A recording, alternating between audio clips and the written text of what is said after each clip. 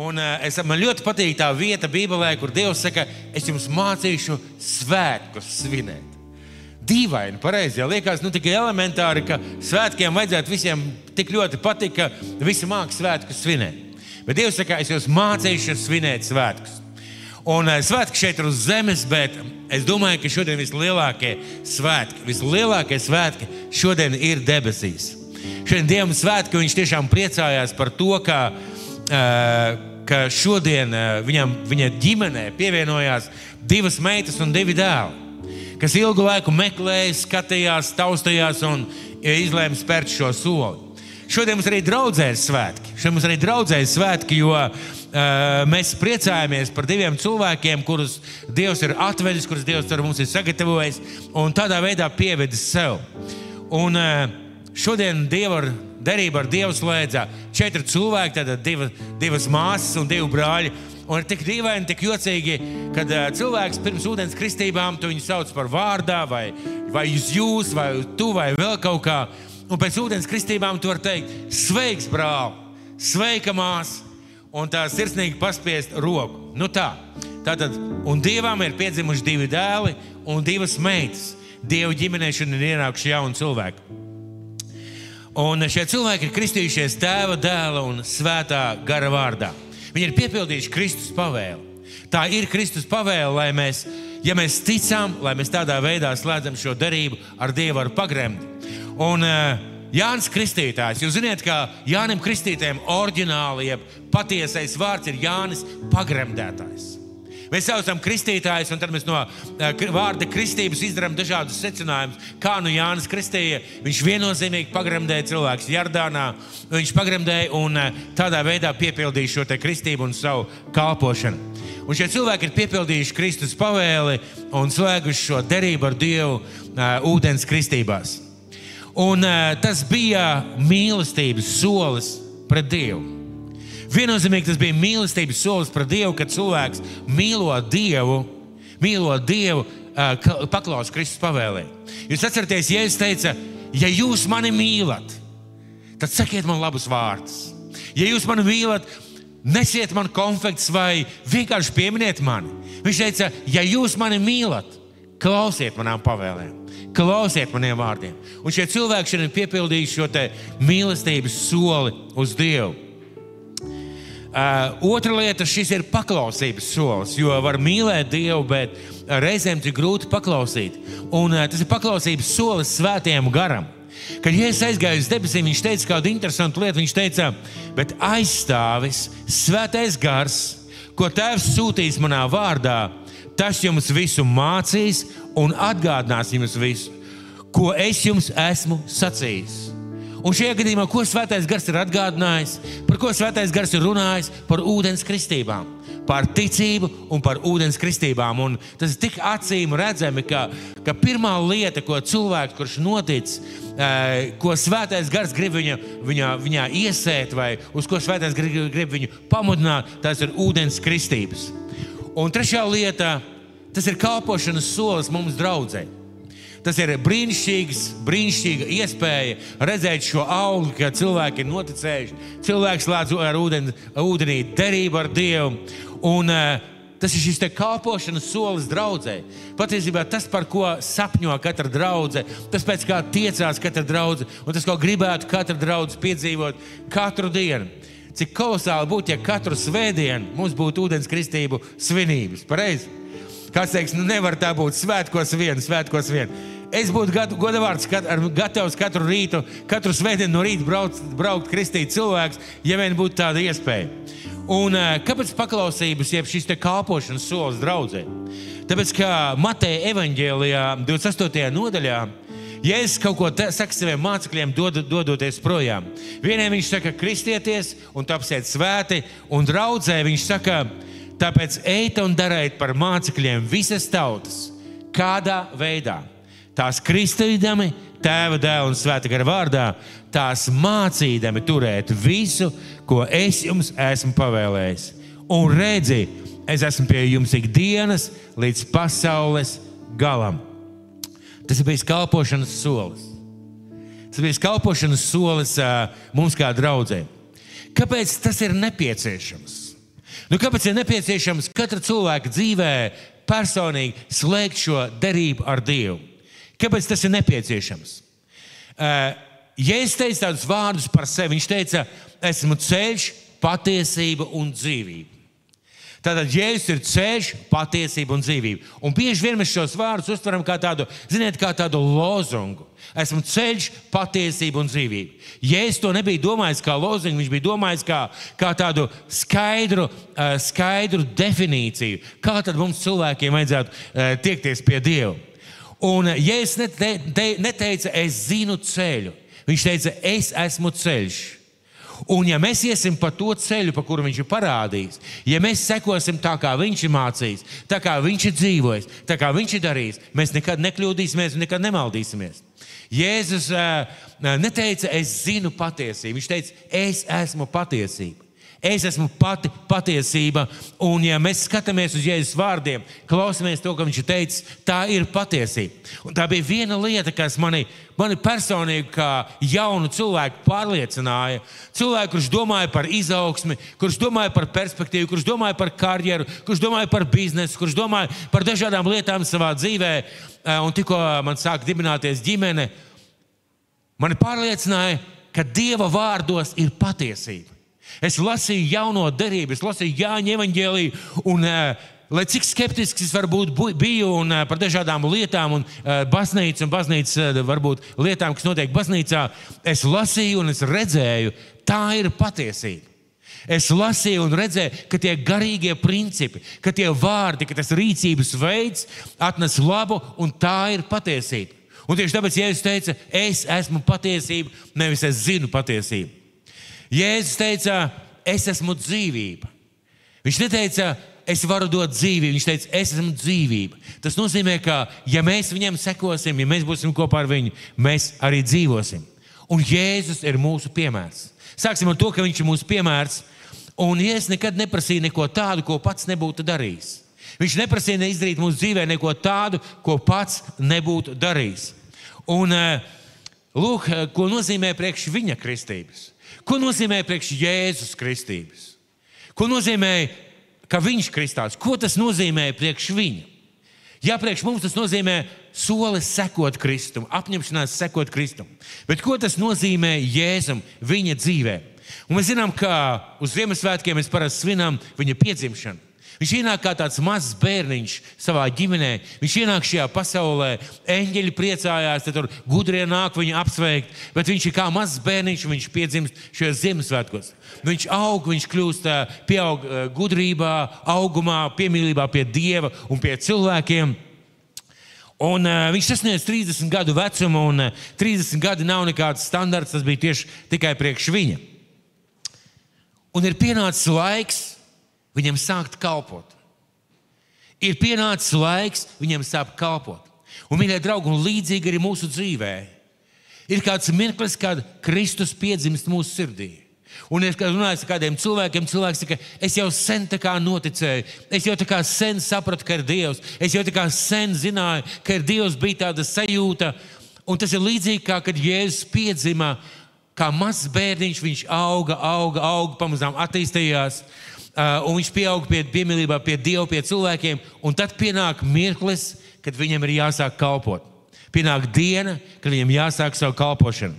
Un ja Jēzus ir ceļš, patiesība un dzīvība, tad Lūkas rakstīts Mateja evaņģēlijā 3. nodaļā. Un šeit ir runa par to, ka Jānis Kristītājs sludina. Jānis Kristītājs sludina. Tad pie viņa izgāja Jeruzalem un visa Jūdeja un visa Jordāna apgabals. Un tika viņi kristīti Jordānas upē, izsūdzēdami savus grēkus.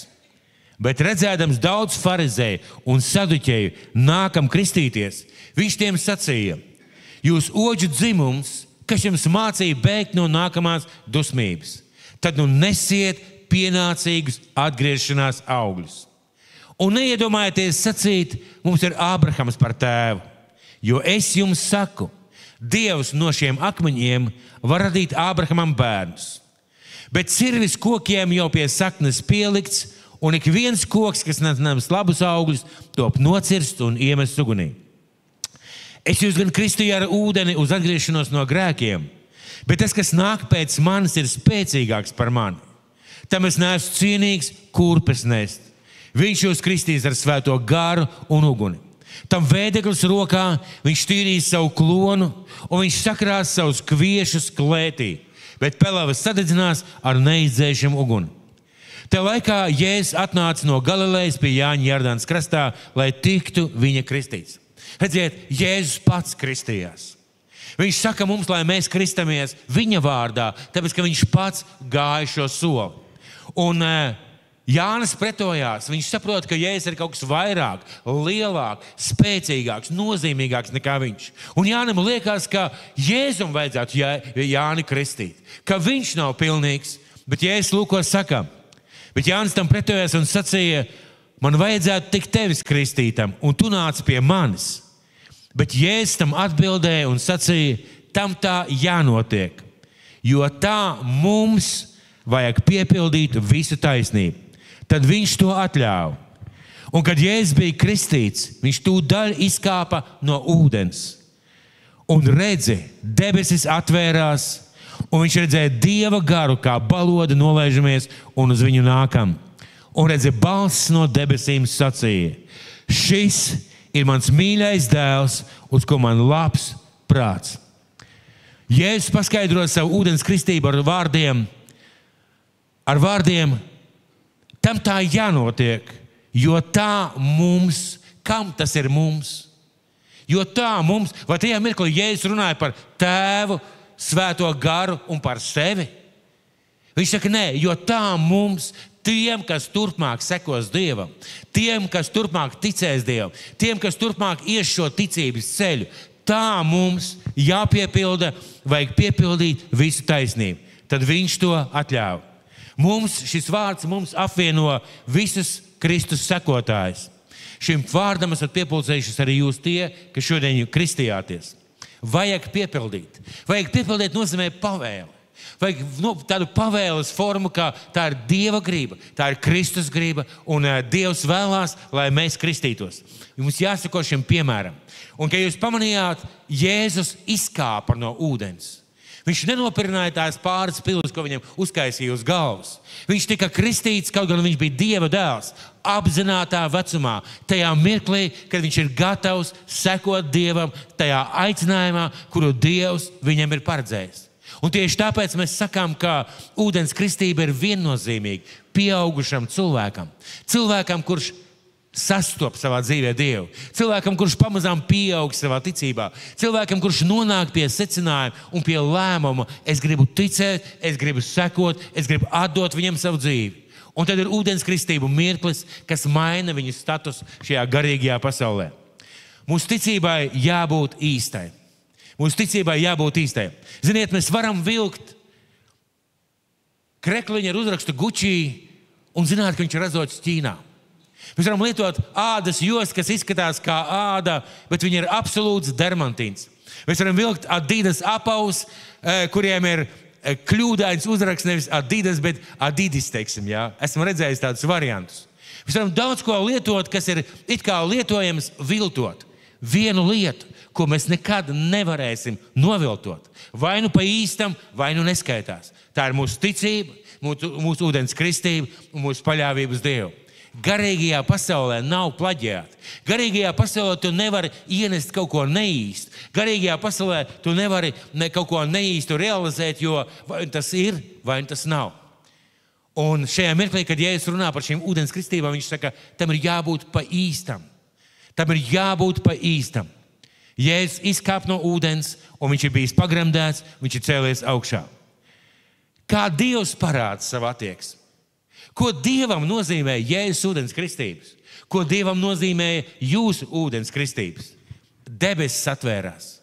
Mēs redzam, ka pēc izkāpšanas no ūdens, ne pirms tām, ne kaut kādu laiku pirms tām, bet pēc izkāpšanas no ūdens debesis atvērās. Un, mīļie draugi, man ir dziļa pārliecība, ka arī jūsu dzīvē atvērās debesis. Jums ir cits status, cits stāvoklis Dievā, cits piederības tā kā moments Dievā. Dieva gars kā balodis nolaidās pār Jēzu.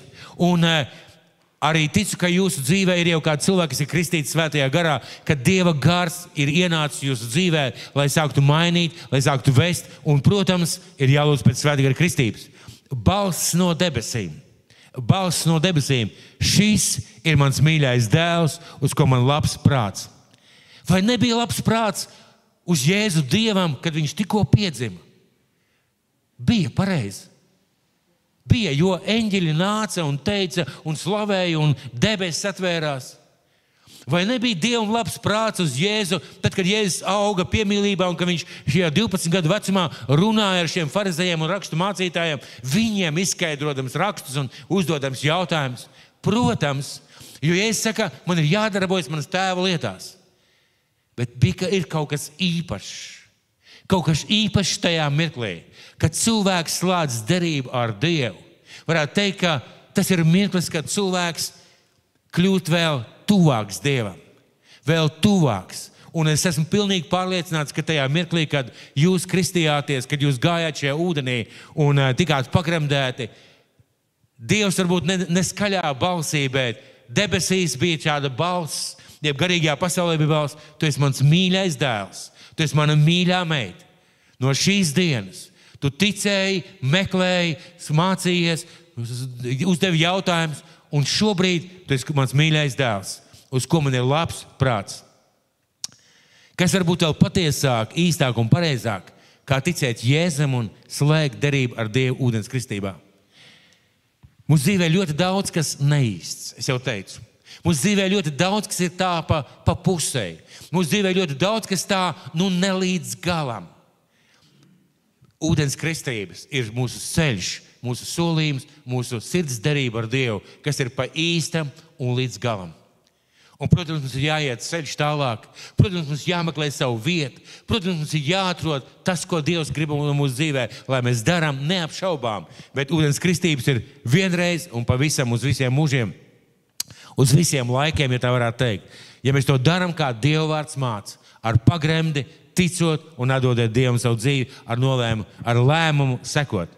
Ko tas vēl nozīmē personīgi jums? Ko tas nozīmē man un visiem tiem, kuri kristās?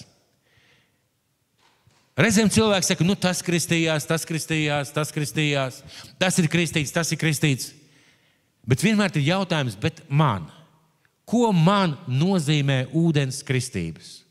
Jo šis jautājums ir ārkārtīgi svarīgs, ko man tas dod? Ko jums tas dod? Kāds varētu teikt, mācītājiem bija svētki. Viņš kristīja pāris cilvēkus, viņš bija baltā kraklā, viņam bija foršs pasākums, un baznīcā visi priecājās. Un ēda konfekts pēc dievkalpojuma. Visiem bija svētki, pareizi. Jautājums, ko tas nozīmē jums, tiem, kas šodien kristījāties, kas slēdās šo darību? Un mēs dosimies uz vēstuli romiešiem. Vēstuli romiešiem. Es zinu, ka jūs esat lasījuši šo vietu un gatavojoties, esat mācījušies. Izlasīsim vēstuli romiešiem 6. nodaļu no 3. līdz 11. pantam. Un sākās šī vēstule ļoti interesanti, šis pants ļoti interesanti. Jeb vai jums nav zināms, apmēram tā, pats par tevi saprotams. Jeb vai jums nav zināms, ka mēs visi, kas Jēzus Kristus vārdā esam kristīti, esam iegremdēti viņa nāvē. Jo mēs līdz ar viņu kristībā esam aprakti nāvē, lai tāpat kā Kristus savu tēvu godības spēkā uzcelts no miroņiem, arī mēs dzīvotu atjaunotā dzīvē. Jo ja mēs viņam esam kļuvuši līdzīgi nāvē, mēs būsim tādi arī augšām celšanā. Jo mēs saprotam, ka mūsu vecais cilvēks ticis līdzi krustā sists, lai tiktu iznīcināta grēkam pakļautā miesa, un lai mēs vairs nekalpotu grēkam. Jo kas nomiris, tas ir vaļā kļuvis no grēka. Bet ja mēs ar Kristu esam miruši, tad mēs, tāda ir mūsu ticība, arī dzīvosim kopā ar viņu. Jo mēs zinām, ka no miroņiem uznodinātais Kristus vairs nemirst, nāvē nav vairs varas pār viņu. Jo mirdams viņš reiz pār visām reizēm nomiris grēkam, bet dzīvs būdams viņš dzīvo Dievam. tāpat spriediet arī jūs pār sevi, ka esat miruši grēkam, bet ar Jēzu Kristu dzīvojat Dievam. Un šī vieta sākās ar 3. pantu. Visi, kas kristīti, tad jautājums, vai es esmu kristīts? Vai mani nokristīja kā mazu bērniņu, vai tā bija mana izvēle? Vai man nokristīja man neko nesaprotot no ticības, vai tā bija mana izvēle? Redziet, neviens jūsu vietā nevar bankā noslēgt līgumu, iedot jūsu naudu bankā, lai pēc tam jums būtu rēķins. Jums pajautās dokumentus, paskatīsies, vai jūs izskatāties līdzīgi, pajautās jūsu parakstu. Ja kāds manā vietā noslēdz līgumu bankā vai paraksta kādu līgumu, es būtu patiešām dusmīgs un tas neskaitītos. Tas būtu falšs, tas būtu viltots. Un tieši tāpat arī šajā vietā iet runa par to, ja jūs esat kristīti Jēzus vārdā, tad jūs esat iegremdēti Kristus nāvē. Mēs esam iegremdēti viņa nāvē. Ko tas nozīmē, esam iegremdēti viņa nāvē? Tas nozīmē, ka līdzīgi kā Jēzus nomira un tika aprakts, mēs esam aprakti viņa nāvē. Un atkal. Ja kādu aprok vardarbīgi, tas ir vardarbīgi. Tas nav pēc viņa gribas. Tas nav viņa griba, viņa lēmums, viņa doma. Šim lēmumam nomirt priekš sevis ir jābūt labprātīgam, labvēlīgam un attiecībā uz Dievu gatavam cilvēkam nomirt priekš sevis. Jo mēs līdz ar viņu kristībā esam aprakti nāvē, lai tāpat kā Kristus sava tēva godības spēkā uzcelts no miroņiem, arī mēs dzīvotu atjaunotā dzīvē. Mēs esam kristībā aprakti viņa nāvē. Kāpēc? Ne lai paliktu šajā nāvē, bet lai mēs dzīvotu atjaunotu dzīvi. Un šī svarīgā lieta, kas notiek pēc ūdens kristībām, kad mēs ceļamies ārā no ūdens, mums ir atjaunota dzīve. Un to vajadzētu iemācīties satvert, saprast un izprast, ka mums ir atjaunota dzīve, kas nav vairs tāda, kā bija iepriekšējā. Un 5. pants. Jo ja mēs viņam esam kļuvuši līdzīgi nāvē, mēs būsim tādi arī augšām celšanā. Un ne tikai tad, kad mēs celsimies augšā no miroņiem. Patiesībā Jēzus saka, šeit Svētais Gars saka, jūs varat būt līdzīgi Jēzum. Jums var būt tas pats ceļš. Jums var būt tās pašas dāvanas. Jums var būt tā pati klātbūt, Dievu klātbūt. Jūs esat kļuvuši līdzīgi, jo jūs slēdzāt šo darību. Jūs nomirāt priekš sevis. Jūs nomirāt ar Kristu, lai celtos augšā jaunai dzīvei. Jēzus nomira. Viņš atbrīvojās no grēka. Viņš atstāja šajā kapā grēku. Vai Jēzum bija grēki, ko viņam vajadzēja atstāt kapā? Viņam nebija grēku. Ļoti interesanti, ka ir tāds uzskats, ka tad, kad Jāņa evaņģēlijā iet runa par to, ka pēc ūdens kristībām Jēzus iet un Jānis saka saviem mācekļiem, lūk, Dieva jērs, kas nes pasaules grēku. Ļoti interesanti, ka ir cilvēki, kas saka, ka kristoties, Jēzus nevis kļuva par grēcinieku, bet paņēma mūsu grēkus. Viņš paņēma kristoties mūsu grēkus, lai aiznestu viņus līdz kapam un ieliktu šajā kapā, un lai viņi nekad vairs augšā neceltos. Kad mēs kristamies un atslēdzam šo darību, mēs ejam tajā pašā vietā un arī atstājam savus grēkus, lai celtos augšā un dzīvot atjaunotā dzīvē. Jēzus apraka, mēs ejam ūdenī. Jēzus ielika šajā alā, jūs ziniet visu to stāstu, ielika šajā alā, priekšā aizvēl akmeni, mēs ejam ūdenī, tas ir kā zīme, kā līdzība šim te zemē. Jēzus cēlās augšā un mēs ceļamies augšā. Ziniet, ūdens kristībās neviens vēl nav palicis ūdenī. Goda vārds. Neviens vēl nav palicis turpat, visi ceļās augšā. Jautājums, vai ceļās līdz jaunai dzīvei, vai lai turpinātu veco dzīvi. Dieva vārds saka, ka mums ir iespēja, mums ir dota pilna iespēja, garīgā iespēja dzīvot jaunā dzīvē. Lai dzīvotu jaunu dzīvi, lai dzīvotu mīlot Dievu, kalpojot Dievam, uzticoties Dievam. Un mēs esam tikuši vaļā no grēka, mums ir visas iespējas dzīvot jaunu dzīvi, kas ir veltīta Dievam. Mēs esam jauni cilvēki ar jaunu likteni. Mums nemainījās matu krāsa. Ziniet, kad es kristījos, man tajā laikā vēl bija tumši mati. Kāds teiks, nevar būt. Tiešām man bija tumši mati. Bet matu krāsa man nemainījās. Mans raksturs nemainījās. Manas spējas un talanti uzreiz nemainījās. Tas viss bija laika jautājums.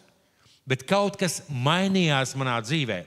Ja es pirms ūdens kristībām būtu turpinājis dzīvot, nekristoties un neticot Dievam, es būtu uzrakstījis vienu savas dzīves scenāriju. Es būtu uzrakstījis par manu dzīvi, varētu lasīt, ko Jānis darīja, kā viņš darīja, kāpēc viņš darīja. Tie mirkļi, kad es kristījos, es atdevu Dievam savu dzīvi, es pieņēmu šo lēmumu sekot, un sākās jauns scenārijs, jauna bilde, jauna aina manā dzīvē. Un šobrīd Dievs redz, un esmu nodzīvējis šo dzīvi, paldies Dievam, kopā ar viņu. Tad, lai dzīvotu jaunu un atjaunot dzīvi. Esam jauni cilvēki, un mums to būtu jāsaprot. Ko tas dod cilvēkam?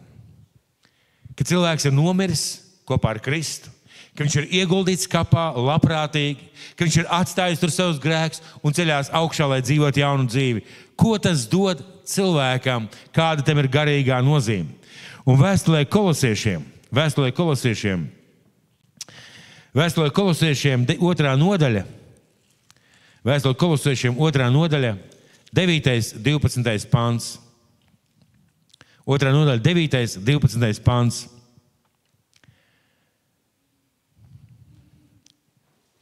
Viņā mājo visa dievības pilnība redzamā veidā, un viņā arī jūs esat kļuvuši pilnīgi, jo viņš ir galva visām varām un spēkiem. Tad pirmām kārtām esam kļuvuši pilnīgi priekš Dievu. Viņā jūs arī esat ieguvuši derības zīmi, ne cilvēku roku darinātu, bet Kristus zīmi, ar kur esat vaļā tikuši no savas grēcīgās dabas. Kristībā līdz ar viņu aprakti, viņā līdzi uzmodinādami, ticēdam Dieva spēkam, kas viņu uzmodinājis no mirušiem. Jūs bijāt miruši savos pārkāpumos un savā pagānu dzīvē. Viņš līdz ar to darīs dzīvus, piedodams mūsu pārkāpumus, un viņš izdzēs pret mums vērsto rakstu ar visām viņa prasībām un to iznīcinājis, pieneglodams pie krusta. Šeit iet runa par derības zīmi. Un es jau minēju par šīm neīstajām lietām.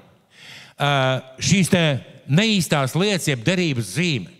Jūs, piemēram, apprecēties ar kādu cilvēku, jūs parakstat šo te dokumentu, ir laulība apliecība, tā var sadegt, tā var pazust, tā var kaut kur pazaudēties. Parasti cilvēku uz rokas uzliek gredzenu kā zīme, tā ir mūsu kultūras sastāvdaļa, ka mēs esam precējušies un ka mēs esam ģimenē.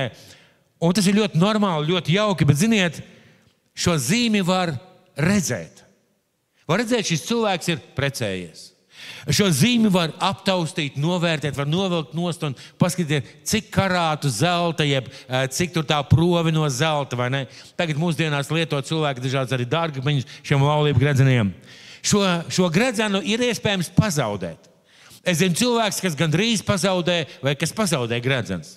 Šo gredzenu var atņemt. Šo gredzenu var pazaudēt un atņemt, un viņš var vienkārši kaut kur pazust, un viņu vienkārši var arī novilkt, ja kādā mirklī tu nevēlies.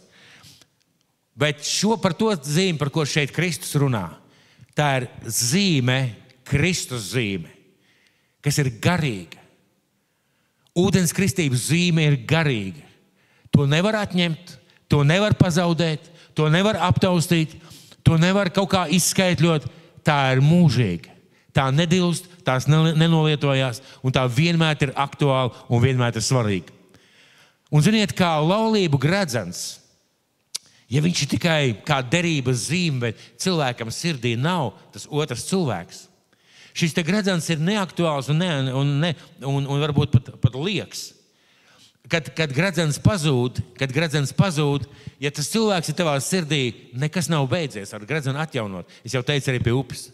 Bet ja pazūd mīlestība, gredzenam nav nozīmes. Ja mēs runājam par ūdens kristības zīmi, tā ir nozīme gan šodien, gan rīt, gan mūžībā. Un tā ir zīme, ko mēs slēdzam ar Dievu, ko mēs iegūstam šajās ūdens kristībās. Vai kāds var par mani kristīties? Vai kāds var par tevi kristīties? Šeit var viltot, šeit uz zemes var visu kaut ko izdomāt, viltot kaut ko, piespiest, pierunāt, paņemt mazu bērnu, nokristīt un pēc tam apgalvot, ka tu esi kristīts, ar tevi viss ir kārtībā. Mūžībā nevar. Garīgajā pasaulē tas nav iespējams.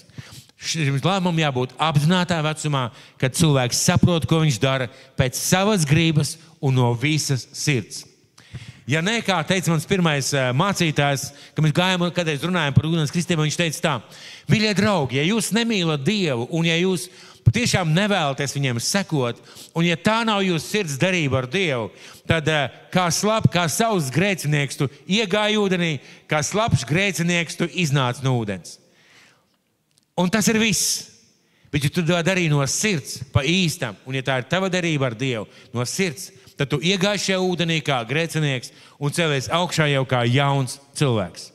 Un mums ir liecība, kā Dievs tādā veidā to pieņem. Un otrajā vēstulē kolosiešiem, 2. nodaļā 6. 7. pants, vēlreiz. Tad nu Kristu Jēzu pieņēmuši, dzīvojiet viņā, sakņodamies viņā, augdami viņā, stipri kļūdami ticībā, kurā esat mācīti, pāri plūsdami savā pateicībā. Jūs šodien kristījāties, jūs liedzāt šo darību. Tā ir Dieva zīme ar jums. Tā ir jūsu darība ar Dievu. Un Dievs to izdarīs caur Jēzu Kristu, jūs to izdarījāt šodien. Bet ar to vēl nebeidzās. Ar to tikai patiesībā sākās šis tāds ceļš kopā ar Kristu. Lūdziet pēc svētā gara kristības, kur vēl nav saņēmuši, kam vēl nav šīs svētā gara kristības. Lūdziet pēc svētā gara dāvanām. Lūdziet pēc svētā gara dāvanām, jo tas ir tas veids, kā mēs visu labāk varam kalpot Dievam tieši savā aicinājumā. Lūdziet pēc sava aicinājuma. Kas ir tas jūsu aicinājums? Kas ir tas, uz ko Dievs jūs aicina? Veidojiet attiecības ar Dievu, iemācieties pavadīt laiku kopā ar Dievu, iemācieties dziļi meklēt Dievu, iemācieties rakt Dievu vārdā, sarunāties ar viņu, lūgt pēc atklāsmēm, pēc vārda, pēc gudrības, pēc vispārējā. Un, protams, iestājieties draudzē. Kristietis bez draudzes nav kristietis. Kristietis bez savas piederības vietas, bez garīgās ģimenes, viņš ir kā tāds meklētājs, kurš ir tādā pusceļā. Bet cilvēkam nevajadzētu pavadīt pusceļā savu laiku. Viņam vajadzētu kļūt par cilvēku, kas ir pilnīgs un stabils tajā vietā, kurā Dievs viņu gribētu ielikt. Mīļie draugi, man gribētos teikt tā, šodien tiešām debesīs ir svētki. Dievs svin. Mēs šeit svinam, mēs šeit priecājamies. Un es zinu, ka arī jūs priecājaties. Pirmais iemesls - mācību laiks ir aiz muguras. Pareizi. Tas bija 8 reizes, kad jūs tikāties, kad jūs lasījāt, kad jūs klausījāties, kad jūs meklējāt, kad jūs mācījāties. Otrām kārtām, katrs tāds posms ir brīnišķīgs aiz muguras tādā ziņā, ka jūs esat nogājuši šo ceļu. Pārdomājot, domājot, meklējot, izdarot secinājumus, un jūs šodien spērāt šo soli. Un mēs visi ļoti, ļoti gribētu jūs apsveikt ar šo soli. Ļoti, ļoti gribētu apsveikt ar šo soli. Un gribam jūs aicināt šeit jūs